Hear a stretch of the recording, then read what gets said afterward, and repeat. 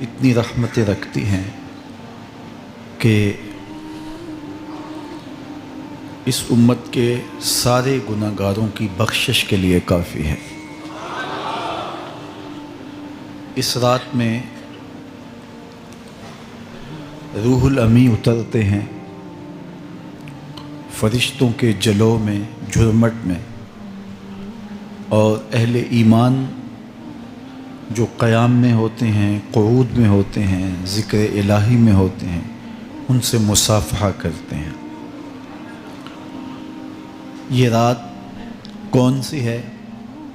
ترکی خیمے میں چٹائی ایک سمت کر کے سر انور حضور نے باہر نکالا اور فرمایا کہ لیلۃ القدر کو آخری عشرے میں تلاش کرو۔ اور ایک روایت کے لفظ یہ ہیں کہ آخری عشرے کی تاک راتوں میں تلاش کرو۔ وہ تاک رات کون سی ہے؟ اس کو مخفی رکھا گیا۔ حضرت ابی بن کعب رضی اللہ تعالی عنہ صحابی رسول ہیں، فرماتے ہیں میں قسم کھاتا ہوں کہ وہ رات 27ویں شب ہے۔ حضرت بایزید بسطامی علیہ رحمہ فرماتے ہیں مجھے زندگی میں یہ رات 2 بار ملی ہے اور دونوں بار 27ویں شب ہی تھی۔ تو ہم اللہ کی بارگاہ میں امید کا دامن پھیلائے ہیں کہ یہی شب ہو اور اس کے دامن سے پھوٹتی ضیائیں ہمارے اندر کے اندھیروں کو ختم کرنے کا ذریعہ بنے۔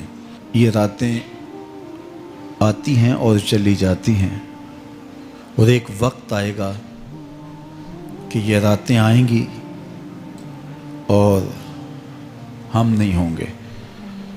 کتنے لوگ ایسے ہیں جو پچھلے سال تھے لیکن آج نہیں ہیں، ان سے گزشتہ سالوں میں تھے آج نہیں ہیں۔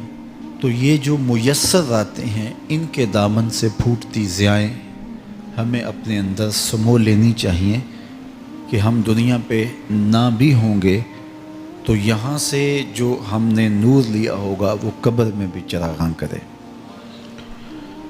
باطن کی روشنی، اندر کے اجالے اور روح کا چراغاں اس رات کے دامن سے لیا جا سکتا ہے۔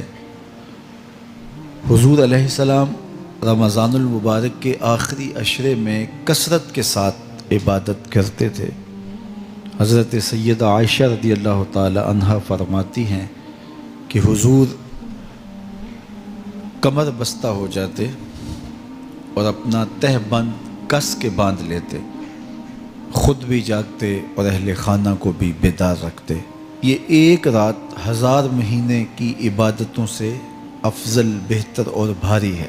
تو اس امت کو جب اتنا نوازا گیا ہے کہ ایک ایک رات اتنی برکتوں کی حامل عطا ہوئی ہے، تو پھر ہمیں بہت زیادہ کوشش کر کے برکتیں سمیٹ لینی چاہیے، تاکہ جب ہم اس دنیا سے جائیں تو ہمارے پاس ایک بہت بڑا روشنیوں کا ذخیرہ ہو جو ہماری قبر میں بھی چراغاں کرے، حشر میں بھی روشنی دے، اور ہمیں کہیں بھی اندھیروں کا سامنا نہ کرنا پڑے، چونکہ روشنیاں تو ہم نے یہاں سے لے کے جانی ہیں۔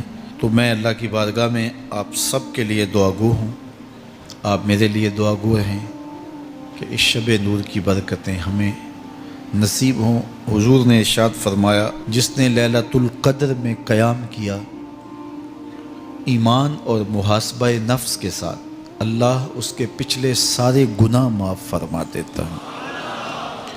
ام المومنین سیدہ عائشہ رضی اللہ تعالی عنہ فرماتی ہیں کہ میں نے عرض کی اے اللہ کے محبوب صلی اللہ علیہ وسلم، اگر میں لیلۃ القدر کو پا لوں تو مجھے پھر کیا دعا مانگنا چاہیے؟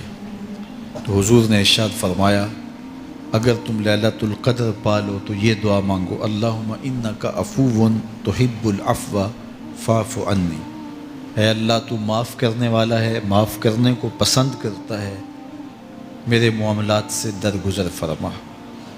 تو اللہ تعالیٰ اس رات کی برکتوں سے ہمیں اپنی پناہ میں، امان میں، حفاظتوں کے حصار میں رکھے۔